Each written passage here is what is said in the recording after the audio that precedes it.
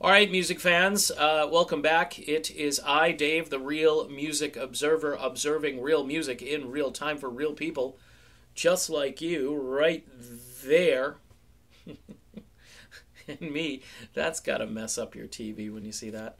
Uh, Foreigner is about to release an album with a full orchestra backing them, which I think is kind of cool. I'm always into just different spins or different takes on the tunes that you've heard a million times. Foreigner continues to kind of say, hey, we're still here. We're putting out music. And my question is, though, which is a legitimate question, will Foreigner be down to 0 original members soon? That is the question of this video. Mick Jones, I believe, is going to be 74 years old this year. I watch him on stage, and he's still a very good guitar player. But he's at a point, I think, in his career where he's got to be thinking retirement, winding down.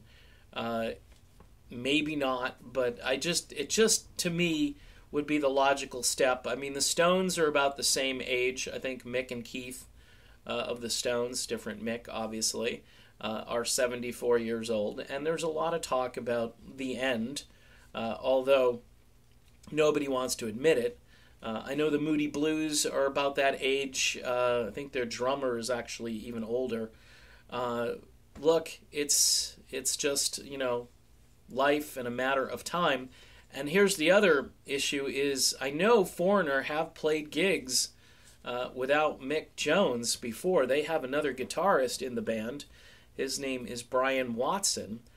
In fact, all of these Foreigner players are either classically trained musicians. They may have gone to Berkeley. They may have studied jazz. I looked up all the profiles. And this is a band ready to just assume the legacy without their founding member. Do I know for a fact this is going to happen soon?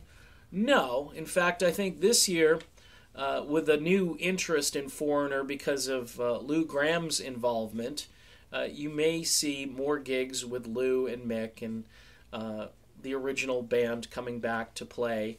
I think that would be really cool. But there seems to be kind of two threads here. And I think that's Mick Jones feeling a little bad about the fact that a lot of years went by and he and Lou Graham probably weren't on the best of terms. But things seem to have been patched up, which I think is fantastic. It's just great for a classic rock fan to watch this. But could we be seeing, the end of this? And this also brings up an important sort of concept here. We talk a lot about bands with no original members, one original member. I'm constantly in a war of words with folks from Australia about the Little River Band, okay? You can always go back. I listened to the original music of the Little River Band, and that was their wheelhouse. That was their heyday. But all those guys just vacated. They left. And then they signed these contracts and so forth. And, now the band has been revamped and has Wayne Nelson, who wasn't an original, but joined later. In Foreigner, you've got guys like Jeff Pilson, who have been in a bunch of rock bands, including Dokken, and recently gone back with them to do some stuff. People think to themselves, yeah, this unit, these guys can carry on this legacy and play this music and still be effective. And that's the thing that I really am now starting to grapple with, is that in the future, we may not see any original members in any of these bands. If they want to carry on their name and their legacy and put out music that honors the music from the past, some people just say, nope, I'm just going to go listen to those original albums and thank you very much. Others are going to want to take their, significant other out on a date, maybe, and go watch a band perform this music. And if, say, Mick Jones says, sure, I want this legacy to continue for my estate, for my, future, my financial future, and my kids and grandkids and all that stuff. Who can blame that guy for doing that? I mean, it's happened before. It's going to happen again. Yeah, perform our music, but my estate will always get a cut. And that's the way it ought to be.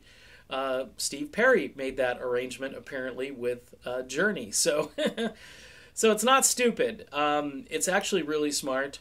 And we can keep it to ourselves, or we can blurt it out and say, hey, this just ain't as good as the original music. Or we could say, wow, these guys are really doing justice to the music this band originally put out.